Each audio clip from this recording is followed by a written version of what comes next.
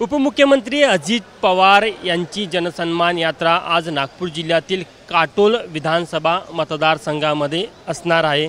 आणि नागपूर जिल्ह्यातील हा अत्यंत महत्त्वाचा मतदारसंघ आहे, कारण की माजी गृहमंत्री अनिल देशमुख हे या मतदारसंघातून येतात।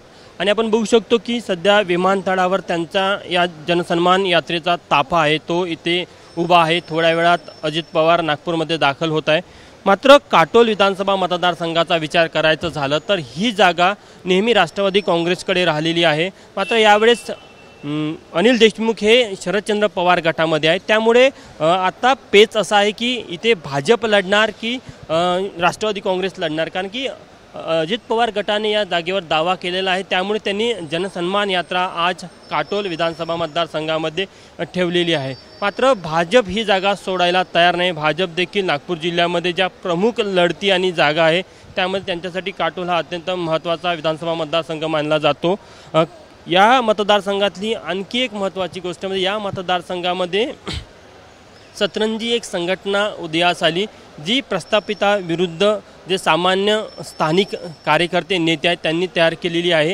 आणि त्या सर्व सतरंजी संघटनेचं असं म्हणणं आहे की महायुतीकडनं एक जागा त्यांना देण्यात यावी।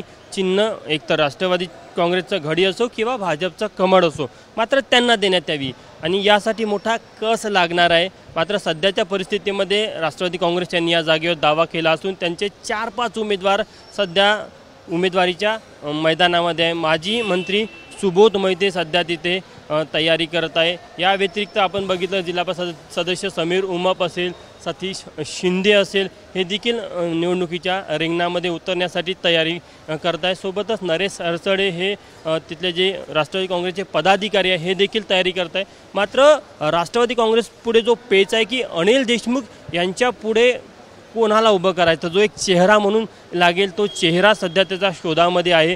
त्यासाठी भाजपकडनं कधीकधी माजी आमदार आशिष देशमुख यांची देखील चाचपणी केली जाते, मात्र अजूनही तिढा सुटलेला नाही। ही जागा सध्या कोणाच्या गटात जाईल, मध्ये भाजपला मिळेल की राष्ट्रवादी काँग्रेसला मिळेल याबद्दल अजून तरी अंतिम निर्णय झालेला नाही। मात्र दोन्ही पक्षाचे कार्यकर्ते आम्हीच लढू असा दावा करत आहे।